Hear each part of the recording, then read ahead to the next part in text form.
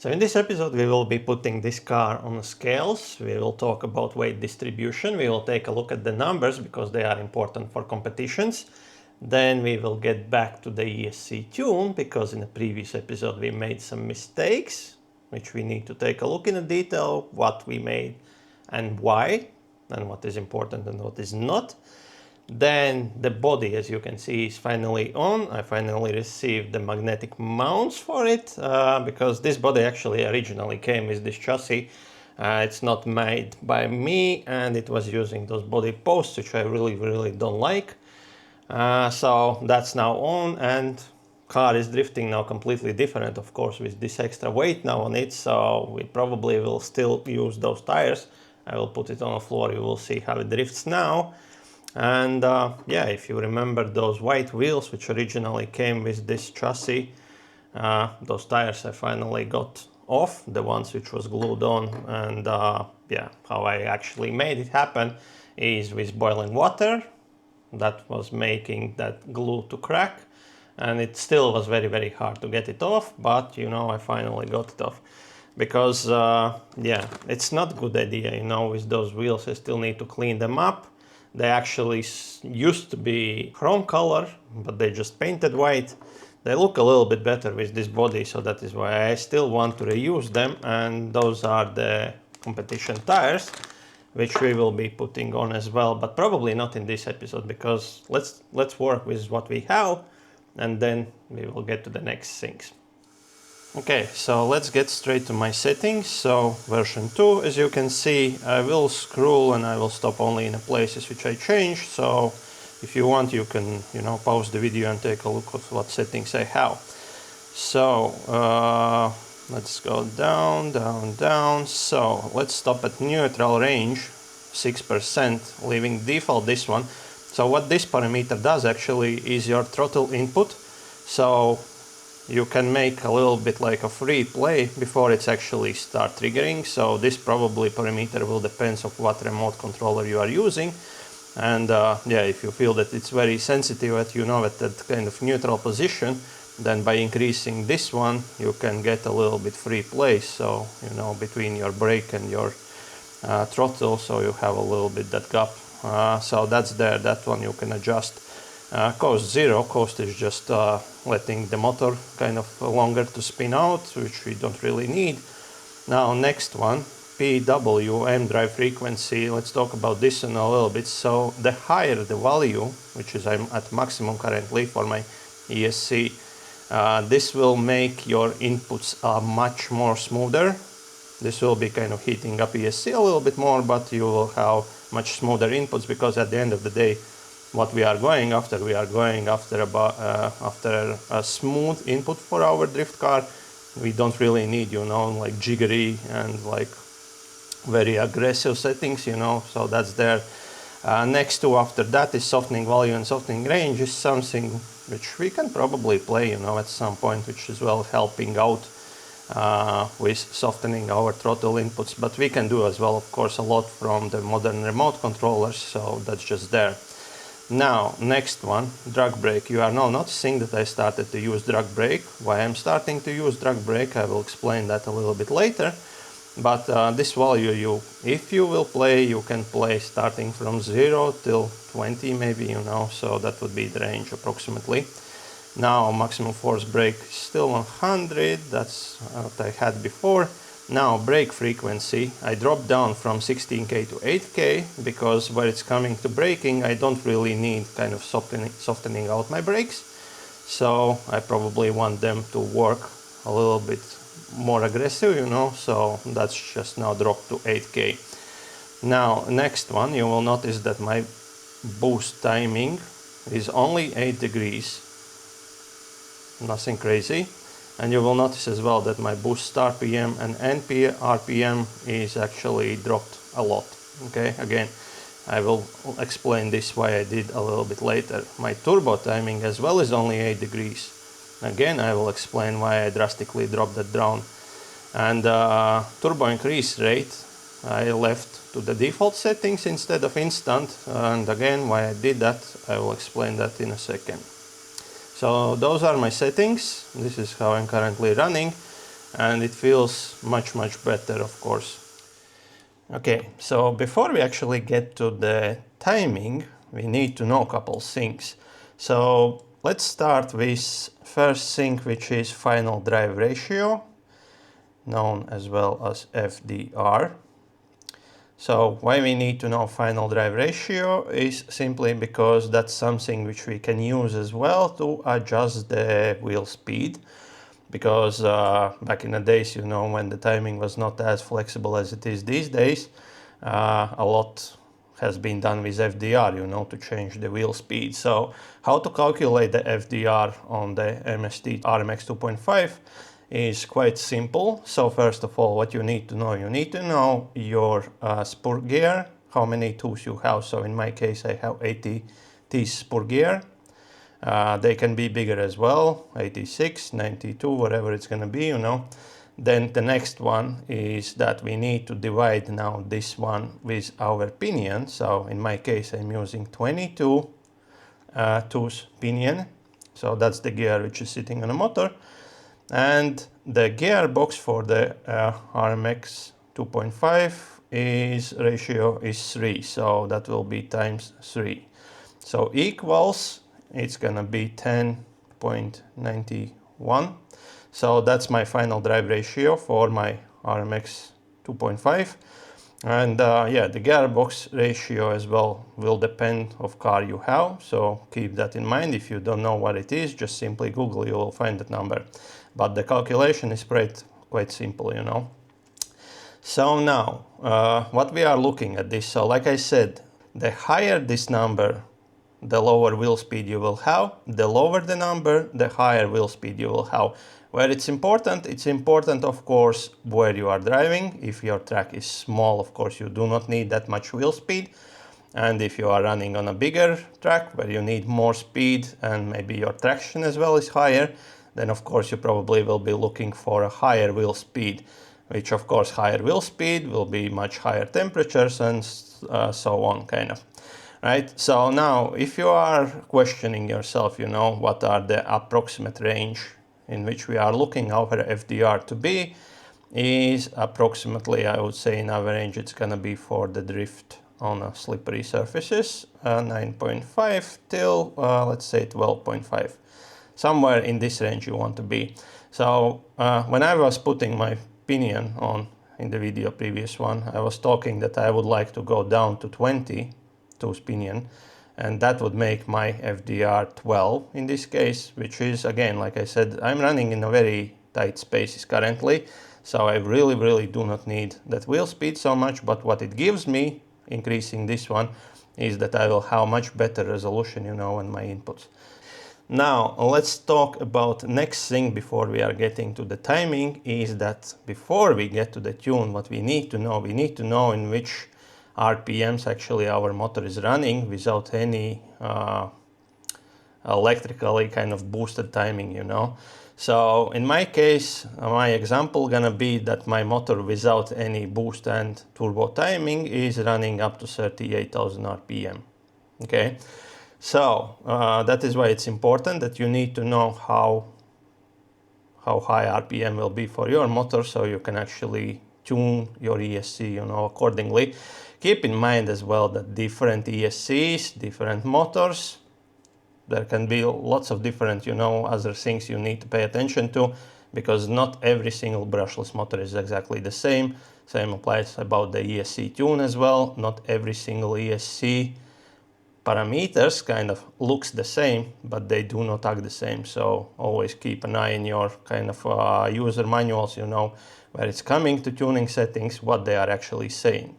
Okay, so that's something there. Now, once we are knowing our RPMs in which we are running without any kind of boost and turbo, then we can actually get to our timing now.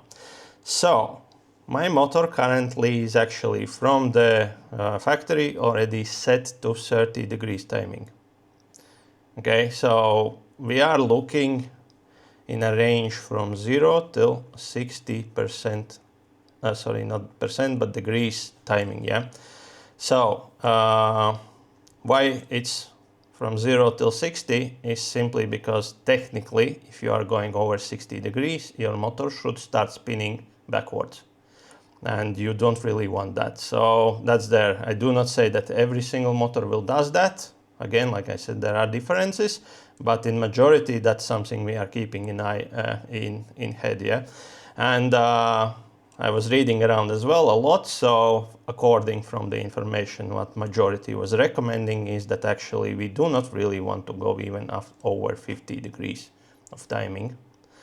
Okay, because that would be the useful one. Everything after that, we are pretty much already pushing the limits out from the motor, and it's like a real car motor, you know. If you are pushing the limits out of it for a very long time, how long it will last? Probably not a lot, you know. So same applies as well for the scale drift cars, you know. The harder you will be pushing them, the more likely you will kill them quicker. Okay, so that's there. Now let's get to the timing itself. So there I have kind of graphics with RPM, and I will now kind of try to display how actually the timing is working, okay? So like I said, my motor has 30 degrees timing. So this 30 degrees will be all the way starting from zero till maximum how much that motor can spin. How much motors can spin, I have seen motors going over 90,000 RPM. How good it is, I don't know. Again, like I said, different motors. Probably there are motors which are going even over 100,000 RPM.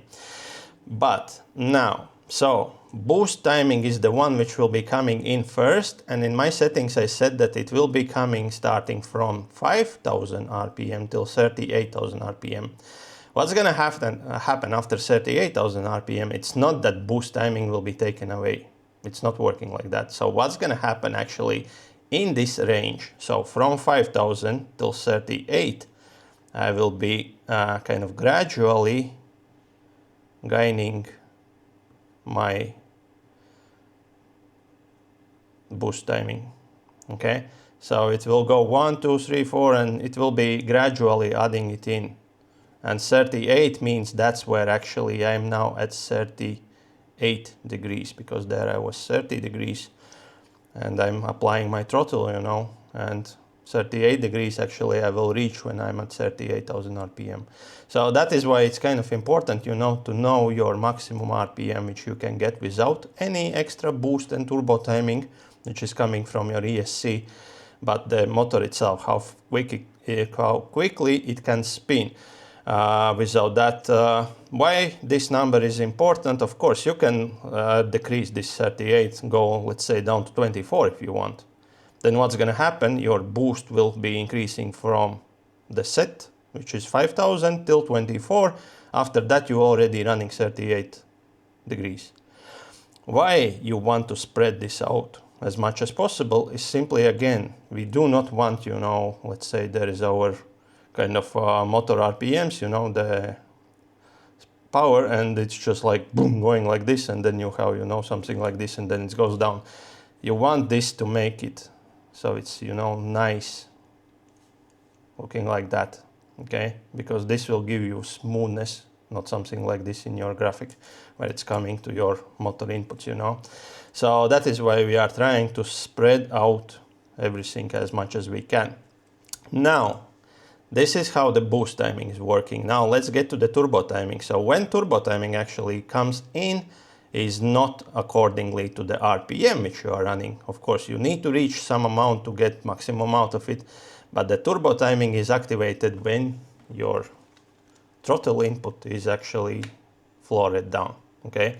So when you floor your throttle, that's where the turbo is actually activating, and that means that 8% which will be coming in will be everything after pretty much 38,000 and up, you know.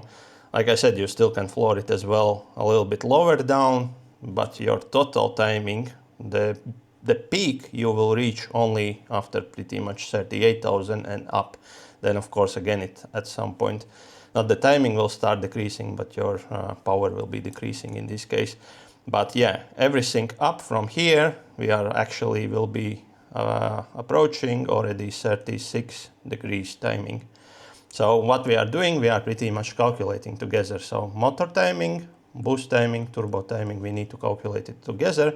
And as you can see, my current settings are actually gives me only 46 degrees of total timing for the motor. So the higher is the timing, the quicker your motor will be spinning.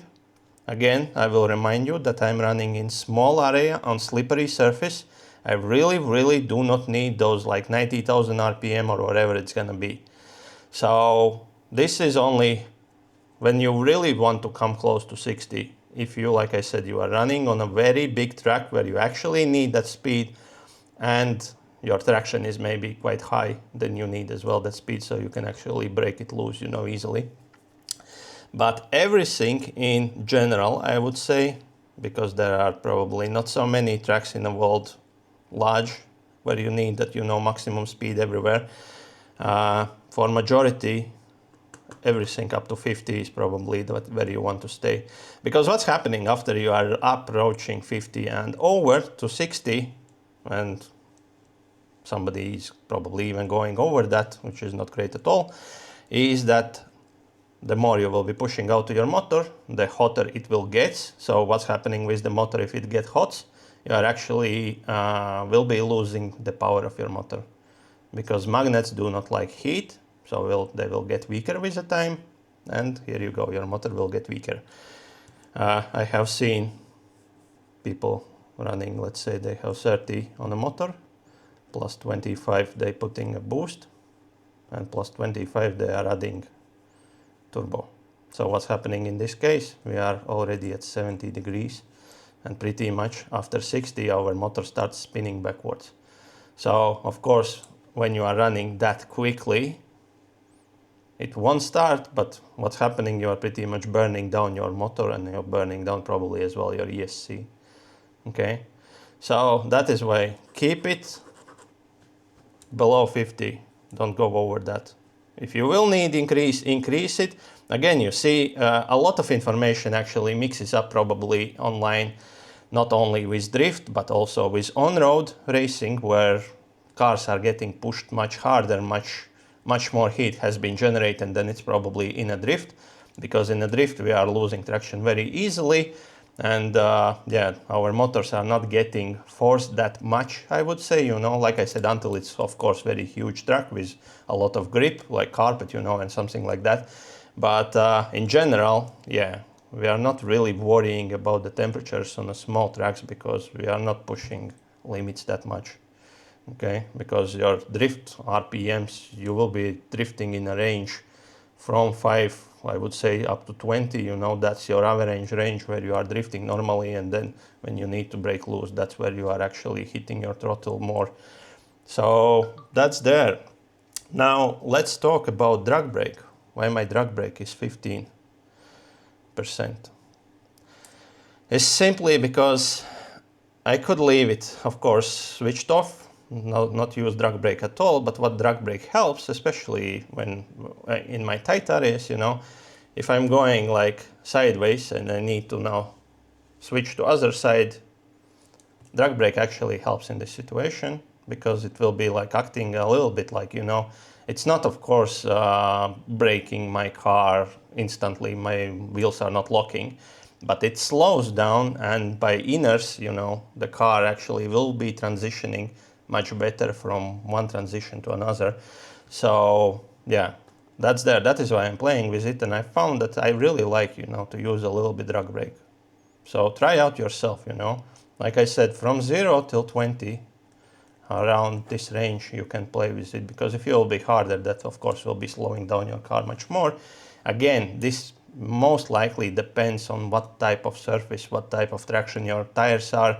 So you see there are a lot of like ins and outs where it's coming to tuning, and that is why there are no golden way.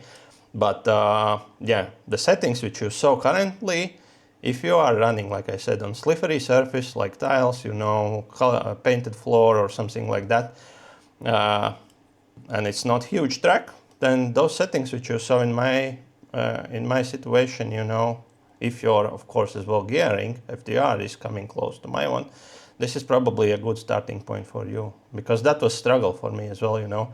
We are here to learn, so if somebody notice any mistakes I was providing here, or there is something to add, feel free to comment down below, because we are all here to learn. And yeah, all I wanted for this now, you know, to get some good starting point, which is good enough to start. And then of course I understand that we need to tune it per car, per modifications we have, per tires, per traction, per everything else, you know. But at least some good starting point is, that's what you are looking at, you know, my tune currently. So yeah, if this will be changing and I will find something better in the future, I will be keeping updated. But now enough for the tuning itself. Let's get and put the car on the scales, and let's talk about numbers, which is important for competitions. Okay, so I weighted my car without the body and with body. Normally, of course, you will be weighting car with body, battery, everything kind of included in the competition. So that's the main number we are looking at. But just to see how heavy is my body and all that stuff, so I weighted it without and with. So first, now let's take a look without the body. So without the body, my car currently weighs 1258.4 grams.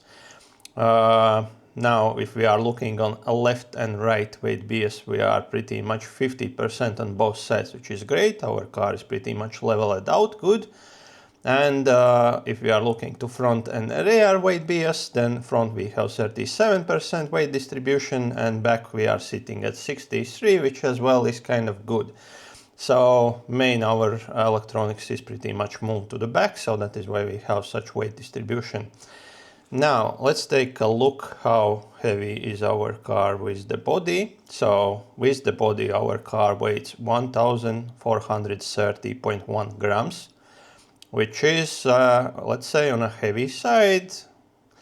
But yeah, this car, like I said, is not built for competitions. This is a training car, so we are good here. Now, even with body on, our left and right weights are still on 50%, which is great. Right side is kind of 8 grams, a little bit more. But yeah, that's probably not a big deal. So front and rear weight distribution is still 37 against 63%, which is good. And our cross weight as well, with all body and battery and everything inside, is 50-50, which is great as well. So overall, I'm quite happy with the weight biases, you know, and weight distribution through the car, which is why you want those numbers, you know, from the left and right side to be similar, is simply because if they will be off, your car probably will be drifting one on the left better than on the right, or vice versa, you know. So that is why we are going after kind of equal weight distribution through all of the car, you know. So that's there. Now let's take a look. Actually, I will put those weights side by side so you can compare if you want, but I will now get to the things which is important for competitions. So I'm located in Portugal, and I will be participating in a Portuguese Drift Championship. And I have in front of me last year requirements for the car, so I will just go over. So keep in mind that different countries, different competition organizers may require different things for the car, but in general they probably will be quite close somewhere, right? So let's start, of course, with that chassis is allowed only, of course, rear wheel drive chassis. The motors 10.5 turn or higher. So mainly you most likely will see 10.5 turn, which is in my case my motor, or 13.5 turn motors. So they are most common ones. Now both of them are allowed and good to go. Now let's take a look on the minimum weight of the car. So minimum weight in Portugal is required 1250 grams. So if I will take a look on my car without the body, then I'm pretty much, you know, almost in a perfect spot, because I had like 1258 grams. So I would be 8 grams over the minimum, kind of, which is kind of cool. But with the body, of course, I was a little bit more, which was 1430, which, by the way, says that my body is weighing 172 grams, which is not probably the lightest body. But yeah, so you see, this is the number where we can pretty much take down a little bit from the car. So what would weighten up is probably, of course, switching to carbon fiber chassis, you know, which could be lighter, and a lot of other bits and pieces, you know, which can be lighter, where we can reduce the weight. But yeah, 1250 grams is the minimum, which we cannot go below that. When it's coming to actually car weight overall, this number here, why it's there, is simply because yeah, you do not want somebody who is coming just with 1 kilogram car, you know, because he has, of course, much quicker car if he have exactly the same specs rest, you know. So that's there. That is why we have this weight limit. And yeah, the heavier will be car, it will more fun to drive, maybe, you know. It will be kind of swinging a little bit more, you know, just because it's heavier. But yeah, it's very interesting as well, you know, talking about the weights. Back in the days when I was younger, in my 20s, you know, we was doing everything to the cars to make them more like solid, so they do not swing, you know, when you are going on a racetrack. But yeah, in a scale drift, it's kind of everybody pretty much going other direction, you know, making shocks softer, and all the rest of shenanigans, you know, kind of. But yeah, I think it's some sort of trend, you know, and it just like looks and feels maybe at some point cooler in the scale drift. Now, next one is the 65% for max rear weight. So this is this weight distribution which we are looking. So my car was 37 against 63, so I have 2% more, you know, where I can shift weight to the back, and that would be that maximum which I can put to the back. Okay, so minimum in the front we could leave only 35%. Yeah, 63 and 37 is pretty much spot on place where we are with that. Now, next one, we have limitations as well where it's coming to car dimensions. So let's talk about first the width of the car. Maximum says 320 millimeters, which is 32 centimeters. I can't even imagine how wide that car would be, because my RMX car with my wide body is 21 centimeter. So that's like half car more. I don't know, either there is some mistake in this number or what, but it's looking very, very cheesy. Now, next one is the length of the car. So maximum can be 49 centimeters, 490 millimeters, and my current body is almost 45 centimeters, which is 450 millimeters, you know. So we are good there. We still have pretty much 4 centimeters extra space, you know, in the length of the car. Now, a next one, which is important as well. So many are running sort of wings, spoilers on the back of the car. So in the terms here, they are using very interesting word, aileron, which was very, yeah, unknown name for me. But aileron, like I said, aka wing, aka spoiler, you know, in the back. So that one has as well limitations. So first of all, I will try to show you as well those dimensions from where to where we are watching with graphics. But yeah, so aileron rear max from the chassis, so how far it can stick out from the chassis to back, is limited, that it cannot go more than 25 millimeters to 2.5 centimeters. And the aileron max height from the ground, so from the ground measuring, it cannot be higher than 150 millimeters, which is 15 centimeters. So that's most likely will be the highest point if you have a big wing in the back, which shouldn't be going higher than 150 millimeters from the ground. So that's there. One last thing which left is the tires. So normally the tires, of course, will depend on the track which we are running. So they might change through all the years, simply because you may be competitions happening on a different tracks, different requirements. So most likely there will be either 1 or 2 different tires, which in this case is just, you know, to make everyone equal when it's coming to tires, because you do not want somebody coming with very grippy tires and somebody who's very slippery. You want this to be equal. So yeah, in most cases there will be at least 2 different tires which are available, And why two? Simply because they are probably very similar where it's coming to traction, you know. So that's there. In Portugal last year, that was DS Racing LF3 or DS Racing FFFF0 tires, which is FFFF0 is just older version of LF3.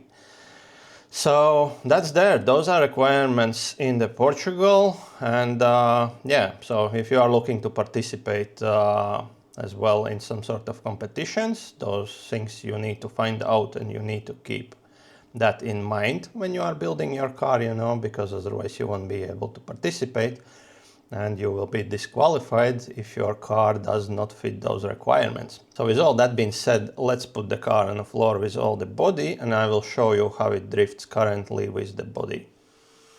Okay, so let's do some drifting. Before that, I have this FlySky remote. So I bought this remote simply because the receiver which I had in a car is 3-channel receiver, and the remote which I had previously was simply only 2-channel garbage. And yeah, now with this remote what I can do, I can control actually gyro inputs from the remote itself, so I don't need to adjust it from the car. And yeah, so ranging currently which I'm sitting now with my gyro settings is between 50 and 55%. 55 feels kind of a very good spot, you know. So that's there. Now let's do some drifting. I will show you how car is performing now with this body on, just because we have this extra weight. And yeah, then I will tell you what's in the future.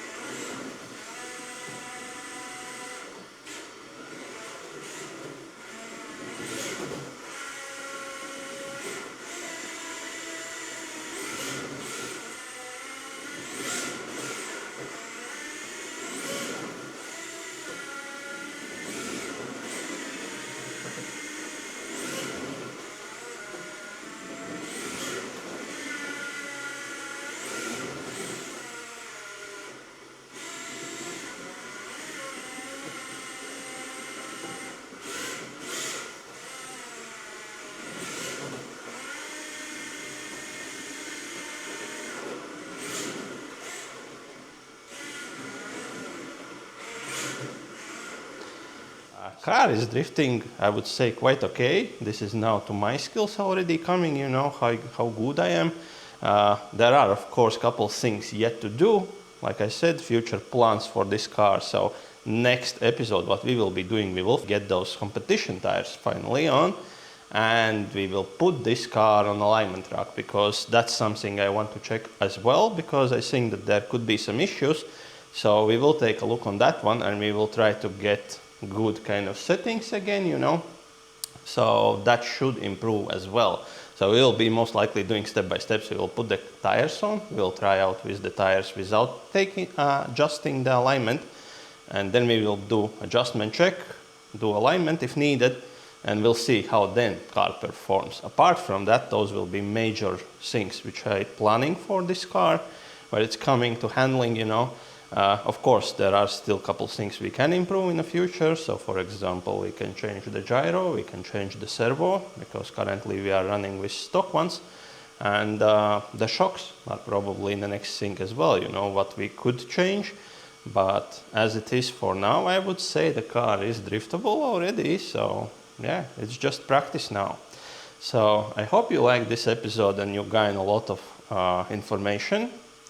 And yeah, if you want to see how this car and other cars will be evolving in the future, consider to subscribe, and I will see you in the next one. Ciao.